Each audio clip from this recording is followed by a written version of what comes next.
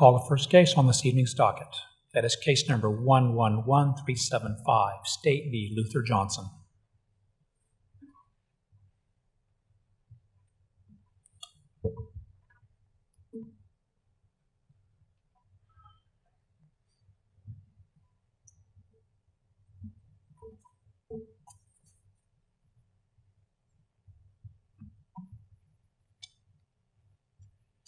May it please the court, Peter Meharry for Luther Johnson.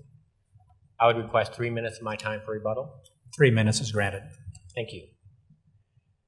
This case comes before this court after the conviction of Mr. Johnson of 1 count of first-degree murder, as well as 1 count of aggravated burglary. He was sentenced to the hard 25, life without eligibility for parole for 25 years.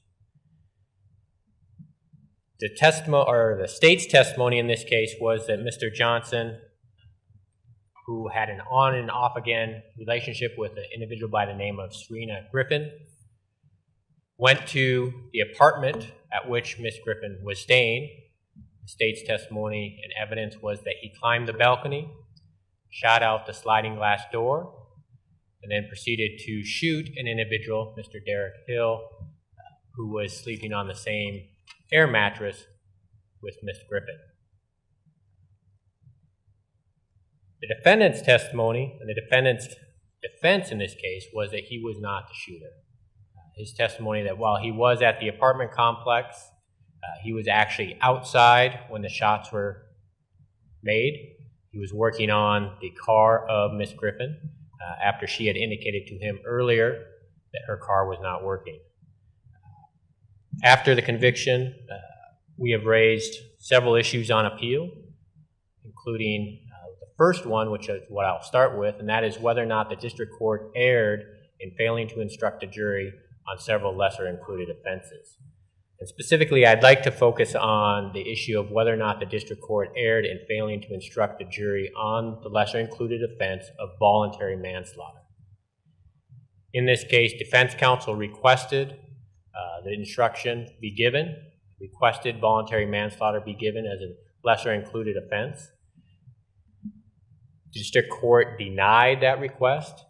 Its basis for denying that request was it did not see any evidence of any quarrel or provocation between the victim in this case and Mr. Johnson. It's our contention that there was sufficient provocation to allow an instruction on voluntary manslaughter. And in fact, the district court should have given that instruction. As we all know, voluntary manslaughter is the killing done under circumstances of heat of passion or upon sudden quarrel. As a lesser degree of homicide, it is legally appropriate to give such an instruction when the charge is first-degree murder.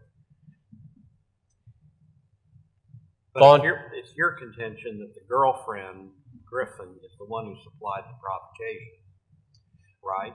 Our contention is that the circumstances provided the provocation, namely the girlfriend who was sleeping in the same bed, the on-again, off-again girlfriend who was sleeping in the same bed with another individual. It's that scenario which I would argue is kind of the classic voluntary manslaughter. Husband walks in on his wife with another man. And that's the situation we have here. We have additional testimony that his girlfriend, Miss Griffin, made comments that, no, it's not like it seems. She was trying to say, it's not what you think. But the overall circumstances we have here, I think, is the provocation that is sufficient to support an instruction on voluntary manslaughter. And I would, whenever I talk about lesser includeds, I always reiterate the standard we're dealing with. And that's whether or not there is some evidence that would justify a conviction. Reasonably justify. Reasonably justify, and that comes from 2234:14, and that says, would reasonably justify a conviction. All we need is some evidence. This court has said that's a fairly low bar. It doesn't have to be great evidence. It can be contradictory evidence. It can be evidence that only comes from the defendant. But as long as there is some evidence, the jury needs to be instructed. Mr. Meharry, I have a question about the facts, what the evidence was on the position of the victim at the time he was shot? If he was up, out, off of the mattress, still on it? Do we have any evidence on that point? I believe the testimony that he was standing. I could be wrong on that. The fatal shot, did strike him in the head, killing him instantly. The first shot struck him in the hand. There was testimony that that would have been some type of defensive position. So I believe the testimony was that he was up. I'd have to review the record a little more closely to make sure But there wasn't. only 2 shots at him. There was a shot that broke the window, right? And then there was the shot that hurt him in the hand, wounded him in the hand, and then the fatal shot, or were there multiple shots before that? My understanding that there was 2 shots total. 2 shots total. So the one hand. the one that broke the glass also struck him in the hand. Okay, And then there that's was what I a was trying to second clear shot up. that struck him in the head. All right. Let me go through some of the facts as I understand it, and if I have the facts wrong, please correct me. But the evidence seemed to suggest that your client shot out a sliding glass door or a window in this apartment. Is that right?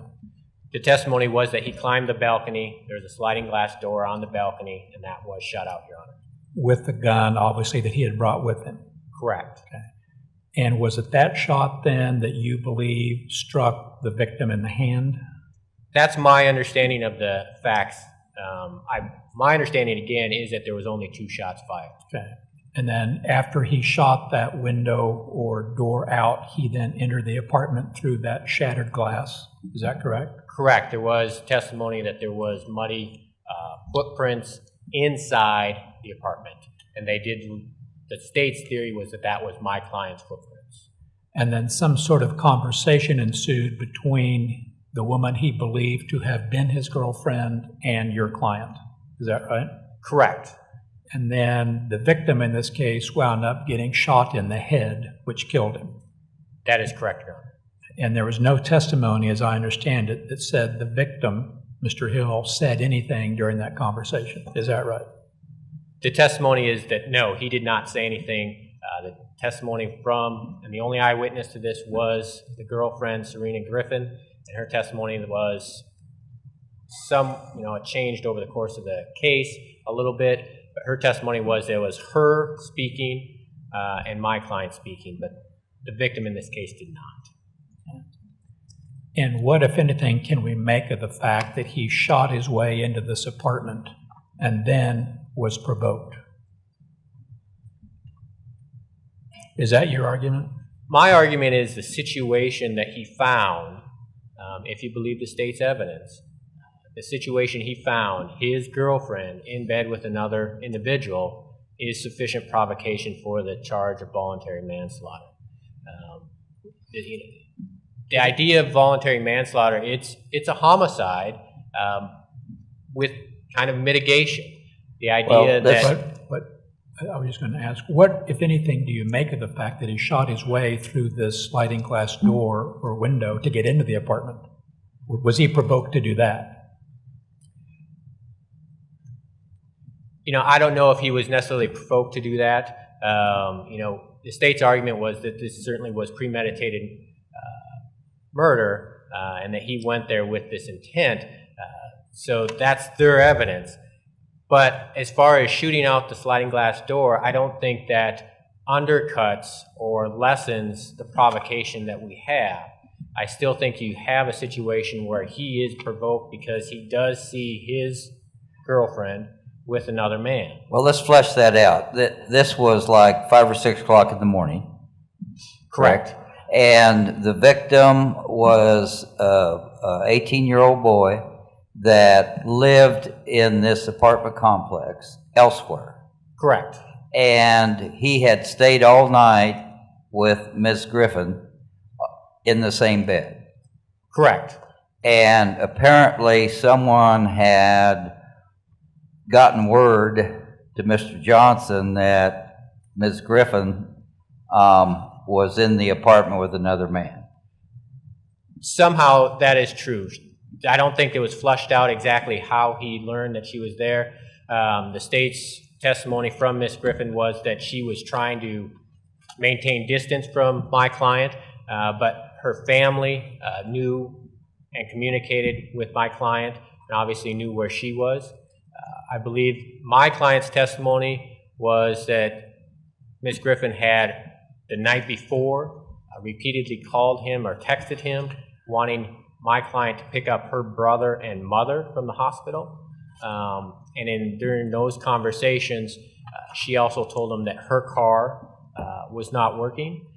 So, you know, there certainly is contrary evidence in this case, evidence from both sides that could lead to different conclusions.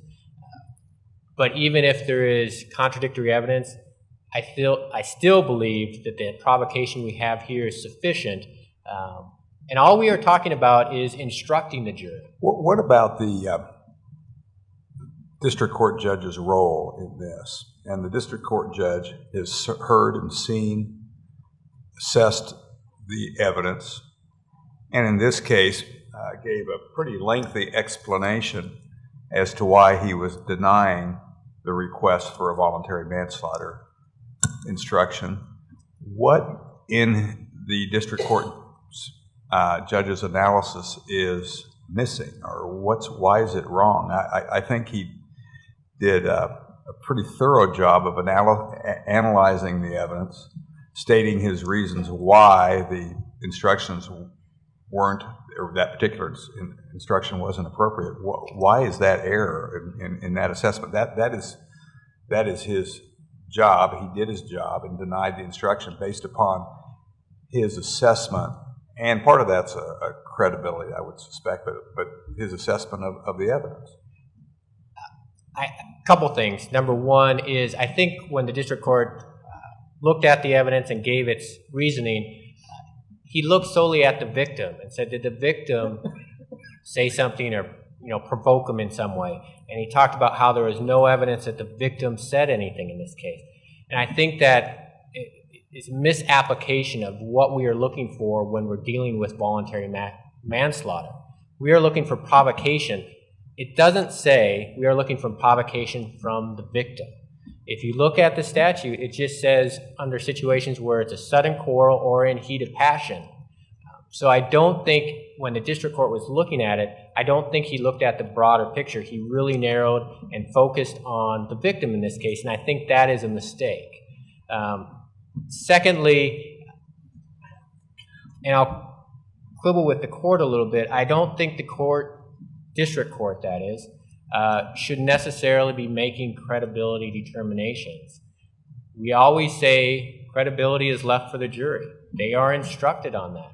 What the district court should be looking at is whether or not there is some evidence out there, regardless of whether or not the district court thinks it's bogus or very weak. But if there is some evidence that a jury could look at, and if the jury believed would support that lesser included offense, then it must be given. Do you have, and you seem to be assuming that possessiveness or jealousy is some sort of provocation that would warrant the instruction. Do you have any cases that support that?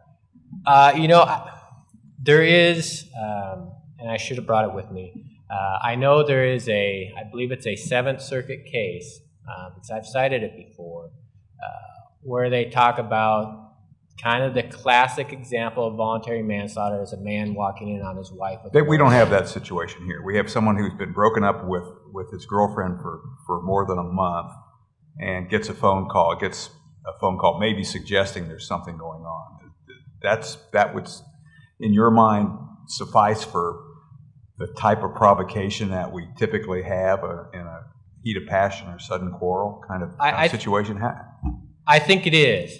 I think when you deal with instances where you have, a lover's triangle or anything along those lines, I think you can say that is sufficient provocation. And I think the question is, if a jury came back with voluntary manslaughter in this case, would there be sufficient evidence? And I think the answer this court would say would be yes.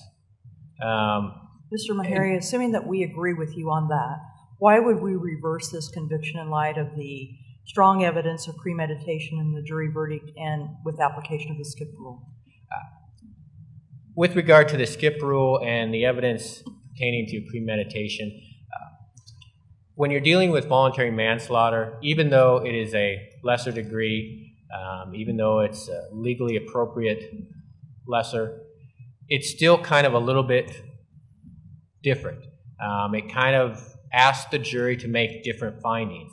When you're dealing with first degree and second degree, you're dealing with intentional and premeditation. Neither one of those talks about heat of passion or sudden quarrel. Can you have premeditated voluntary manslaughter? Given that we've shortened the amount of time over which you have to have thought the matter over, can you have a situation where there would be time to have a finding of premeditation but still fall within voluntary manslaughter because of the provocation? You understand what I'm saying? Second degree, which was given here, doesn't have the premeditation. Correct. And the skip rule is, well, they got second degree instruction. They didn't buy that. They went with first degree, so that means they wouldn't go to voluntary. But I'm asking, is there a scenario under which they could skip second and find voluntary in this scenario because there was premeditation, but it was provoked? I think you can. I would argue in this case you could say that maybe he did go there with premeditation, climbed up the balcony, then saw what he saw, and was then in a jealous rage. And you know, I would point out that's what the state argues in their brief, that he was in a jealous rage. If you look at, I believe it's... That isn't my question, though, is whether he went there with premeditation and then was provoked. My question is, if he had been provoked sufficiently long before the murderous act that it would qualify for having premeditated what he was going to do because of that provocation. You understand what I'm saying? I think you have trouble with the concept that he went there to premeditate a murder and then he was provoked. I think as far as provocation, I don't think this court has said there's any hard and fast time frame as to how long one needs essentially a cooling off period. But I would still argue in this case, this court has said premeditation, you know, while maybe not in an instant, can happen in a very short amount of time. I would argue provocation can also happen in a very short amount of time. And here we have circumstances where he gets on that balcony and sees what he sees, and that could be provocation. And I think the jury never really answered that question because they were not given that option. When you're dealing just with premeditation and second-degree murder, they aren't asking whether or not there's sufficient provocation. So I don't think the skip rule should be applied in this case because you're kind of dealing apples and oranges. And I would also point out that this court took the skip rule from Arkansas, cases out of Arkansas. And that court, or those courts in Arkansas, have stepped back from applying the skip rule when you're dealing with manslaughter. Because again, you are dealing with a different question, a different perspective.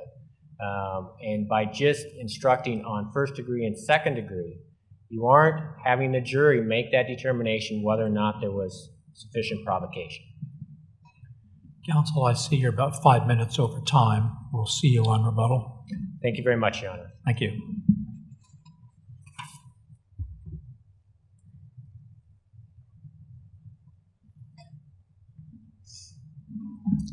May it please the court, Cheryl Lidke on behalf of the state.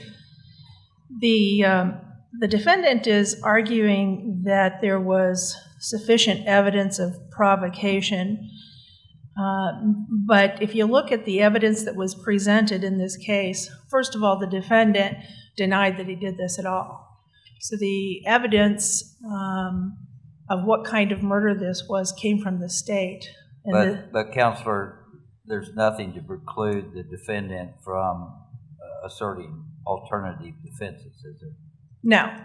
And so But it was was perfectly okay to ask for voluntary manslaughter based on a sudden quarrel or provocation, even though his testimony was he didn't do it. If it was legally and factually appropriate under the state's evidence, yes. but it was And not. so my question then is, what difference does it make in the question before us whether what he testified to? Well, my point was that I started to recite what the facts were from the state's perspective, from the state's evidence, and that none of that evidence was legally or factually supportive of a voluntary manslaughter instruction. The sudden quarrel, if there was a sudden quarrel, between the defendant and Serena was between the defendant and Serena, not between Derek Hill, who was the man that was the victim in this case. And if it was a sudden quarrel, it was a sudden quarrel that was brought on by the defendant himself as he went over to that apartment uninvited that night and jumped up onto that balcony and came in guns a-blazing, so to speak, and then confronted Serena and started the quarrel with Serena himself.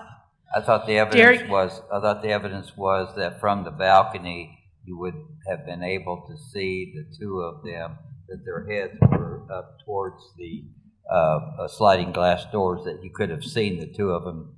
It could have. There were some vertical blinds that were slightly open that you could see through, but you wouldn't be able to see them in bed in a sexual manner. The two of them were laying on an air mattress in a living room with a TV on next to them and were sleeping. They weren't in bed in the manner that is suggested by the defendant. They weren't engaged in sexual relations. They weren't even romantically involved. They were platonic friends, and they weren't naked. They were fully clothed. That was the subjective, or that was the testimony of Ms. Griffin. But do we view this from the standpoint of what her subjective statement of the facts were versus what a reasonable person would perceive, or do we look at Mr. Johnson's subjective view of it? You understand what I'm asking you? I do, but we don't have any way of knowing what his subjective view was because he didn't testify and he didn't offer any evidence to argue what his subjective view was. His testimony was that he wasn't there. But the evidence that was presented was not legally or factually supportive of a voluntary manslaughter charge. What Serena testified to was not that there was any sort of a provocation between Derek and Luther Johnson, or that there were any circumstances going on in that bed that a reasonable person would have led a reasonable person to believe that something sexual was going on in that bed between the two of them. Counsel, does the provocation have to come from the victim in this case? That's our argument, Justice Nuss, and that is our understanding of the law in Kansas, that the provocation needs to be between the victim and the defendant. If he perceives, excuse me, Counselor, if he perceived that this victim was, in fact, an 18-year-old boy that had been with his, what he considered his girlfriend all night in the same bed, why wouldn't that provocation have come from the victim as well as from his girlfriend? Well, my reading of the Kansas cases leads me to conclude that it takes something more than just emotions to be sufficient provocation for a voluntary manslaughter instruction. I thought that was the whole point of the voluntary manslaughter, that your emotions had overtaken your logical thought. But it takes, this court has repeatedly held that it takes more than just mere words and gestures. And in the Bell case, the court held that it takes more than just an emotional situation. And in those cases, that was between the victim and the defendant. I'm not aware of any Kansas cases that have extended that and said that sufficient provocation can be based when there's two other people that are having a sudden quarrel, and in the heat of that moment, another person, an outsider, gets killed. What is of all the cases you've run across, what is the best case that you have to support that? In other words, that the provocation just has to come from the victim. I'm not sure that the court has said that that is exclusively what it's holding, but I've not found any cases where it extended it to other situations. So the Bell case that I cited and the Gubera case or the Gubara case that are cited in my brief, I think would support our position on that. So we're here to argue that the lower court was not required to give the jury an instruction on the lesser included offense of voluntary manslaughter because it was not factually appropriate, nor was it required to give the unintentional, second degree, or the involuntary manslaughter instructions that the defendant is arguing in his brief. That was not factually appropriate either, and in fact, I note that the defendant in his brief just does not cite to any sort of evidence to support a reckless killing of any sort. The defendant's argument is just a legal argument, isn't it? That's correct. And that's dependent upon a statute not yet in effect at the time this case was tried. That's correct. And then finally, if you disagree with the state on all of this, we're asking that you find this error was harmless, and in determining whether or not this was harmless, you consider the skip rule, which you've asked the defendant about. But essentially that says that the jury was instructed on a lesser degree of first-degree murder, and that is they were instructed on second-degree intentional, and they opted for first-degree premeditated murder. In other words, the jury found proof beyond a reasonable doubt that there was evidence of premeditation. And so if they found that, there was no need then to address any lessers. Counsel, what about the argument that they just never were given the chance to vote for something called voluntary manslaughter? They only had a choice between premeditation, intentional, and just intentional. And maybe somebody on the jury would have said, gee, I think this fella acted in the heat of passion, but that's not a choice we're given, so we have to find something else. Well, then you have to turn your analysis to whether or not you could still consider this as harmless error. And the defendant, because he did request the voluntary manslaughter instruction, well, I guess the state needs to show that but for the error, if you think that was error, that there would have been a different verdict in this case. And so we argue in our brief the evidence that outlines the overwhelming nature of that supported the premeditated conviction in this particular case. For the benefit of the audience, maybe you could recite some of those facts you rely upon as overwhelming evidence of premeditated first-degree murder. Sure. There clearly was evidence that he used a loaded .45 caliber handgun. Which was never recovered, is that right? Correct. The evidence from our witness was that he threw that out as he kidnapped Serena and took her from the apartment and fled the crime scene. She says they drove around for a while and ended up over in Kansas City, Missouri, and en route, he tossed the gun out. But we did find shell casings, and we did recover, obviously, a projectile from the autopsy of Derek Hill, and so we were able to determine that it was a .45 caliber handgun.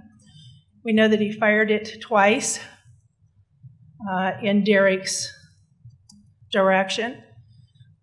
We know that Derek tried to fend off one of them, as the pathologist testified about the bullet that came through his hand, and that there was some lull in the time at that point, and Serena and the defendant argued a bit, and that shortly thereafter he fired the gun a second time, and he didn't just fire it anywhere. He aimed directly at Derrick's head and was able to kill him instantly at that point in time. And so that would be what we consider abundant evidence that this was not only an intentional, but also a premeditated killing of Derrick Hill. I guess I'm having a little trouble understanding how that there were only 2 shots. Correct. The first shot was what was utilized to gain entry through the sliding glass door. But also hit the victim in his hand. And I understood you to say that when he would have observed from the balcony, the 2 people would have been asleep on the air mattress. And I'm a little confused about how you get a defensive wound while sleeping. Well, there wasn't, you're correct, that he was up on the balcony and looking through, and we're not sure whether or not there was some sort of a commotion that might have caused that. And certainly, the people inside to wake. I'm sorry? Caused the people inside to wake up. Correct, Yeah. correct. And defend themselves against a perceived Right. projectile because he couldn't have lifted his hand after the shot. That's right, that's right. And this is circumstantial. I mean, we were certainly drawing inferences, reasonable inferences from the physical evidence at the scene. I don't think that Serena actually testified that she saw Derrick doing that. I don't know how much more time I have, Justice Nuss. You have 3 more minutes. Okay. But we've been very generous this evening with opposing counsel, so we can give you a little more time if necessary. All right. If there are no other questions about the first issue, I did want to touch briefly about the second issue, which involves the defendant's request to admit evidence that this was a high crime area in Wyandotte County, and that some other person, some unknown person, might have been the killer. The standard of review is abuse of discretion, so you have to determine whether the lower court abused his discretion in denying the request for this kind of evidence to come in. And as Justice Rosen has already pointed out, this particular trial judge was pretty meticulous in analyzing the evidence and then making a record of why he was ruling certain ways. And he looked, I think, meticulously at the reasons that were proffered by the defendant. What he wanted to get in were reports that there had been 7 other police reports made in this apartment complex, 3 that had come from this same apartment building, 1 that had been made that same day, which, by the way, was after the murder, not before the murder. But the court said that that wasn't enough. And they didn't just look at the strength of the state's case, because quite frankly, at that point, the case wasn't that strong. Serena had not yet testified. But the defendant just didn't have much to proffer other than that there had been some miscellaneous reports that were made, 2 for shots fired in the area and 5 for an armed disturbance. And out of those 7, only 3 had come from the same building that Derrick Hill was killed in. So there was nothing in the proffer from the defendant that connected the 7 other police reports to the murder of Derrick Hill. And so just looking solely at the totality of the proffer by the defendant, this evidence was not relevant. It never established that somebody else could have killed Derrick Hill. And so there was no abuse of discretion. I'm probably out of time now, so I will rest on my brief for the remaining issues, unless there are questions of the court. One last follow-up. We were asking you for some of the facts that would support your conviction for premeditated first-degree murder. And you mentioned something, I believe, about his throwing the gun away after he had shot the victim. Yes. Are we allowed to look at evidence after the shooting to support a charge of premeditation? Absolutely. In fact, the evidence of his flight after this crime was committed is evidence of guilt that we can infer to the jury, and that we did. And the fact that a firearm was used, is that also a factor, or any other factors you can think of besides flight?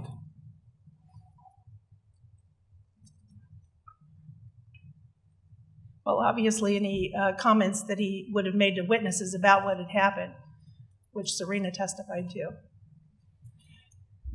There was testimony that he admitted shooting the victim. Correct. Did he ever say anything like, I just lost control and I shot him, or I planned this for several hours ahead of time, or anything involving his state of mind? He other didn't than, say "I that. shot"? He did make a comment blaming Serena, something to the effect of, look what you made me do.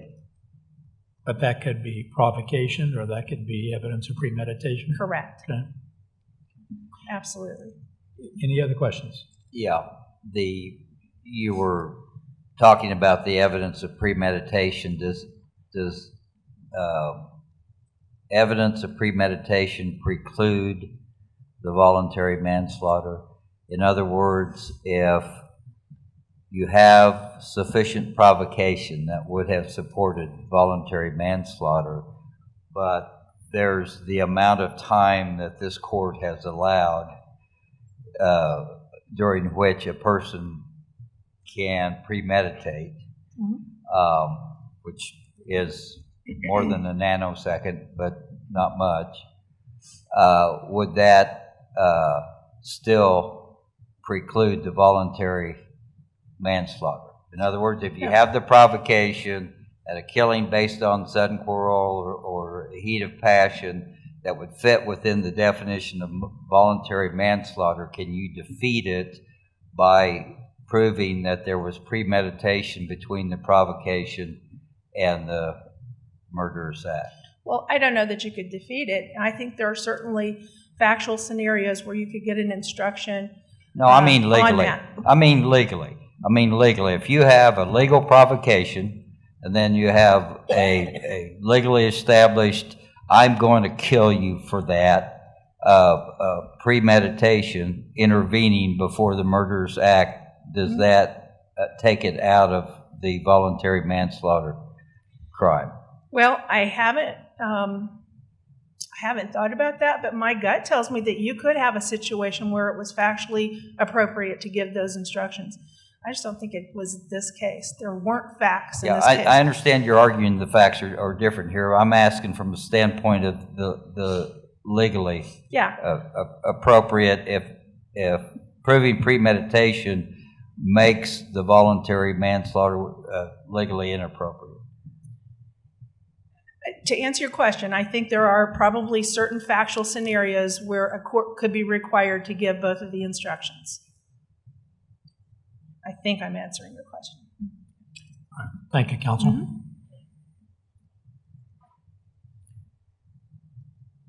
Reserve 3 minutes for rebuttal.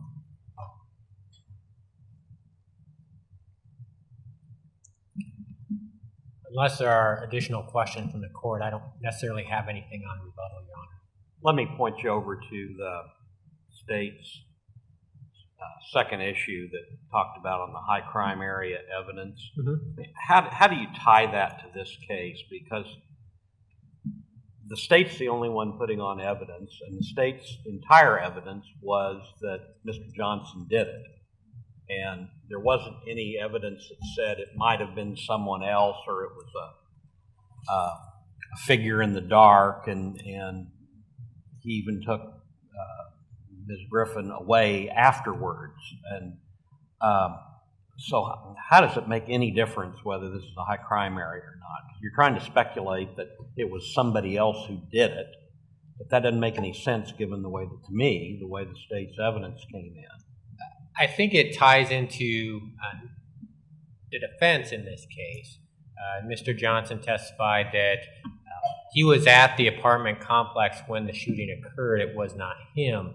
I think the point of that was to show, if you look at that kind of in isolation, I think you're left with the impression, that's really not believable that you just happen to show up when there are shots fired. But if you put it in context with the fact that this is a high crime area, that bolsters his defense, that he was there, but he wasn't the shooter. So I think it's that perspective, because the testimony was that the victim in this case and Miss Griffin were at their friend's apartment the night before. They're playing games, hanging out, watching movies, and you kind of get this idea that it's, you know, a pretty nice time. And then everything goes wrong when my client gets there. So I think the evidence that, no, look, this apartment complex is a high crime area, it puts my client's testimony and his defense in a better light, I think, is the point. So it's not necessarily, you know, looking at the state's evidence. The state's evidence certainly is that my client did it. But Mr. Johnson put on his defense saying, no, it was not me. And I think that becomes more plausible when you have this additional evidence. Is that true in every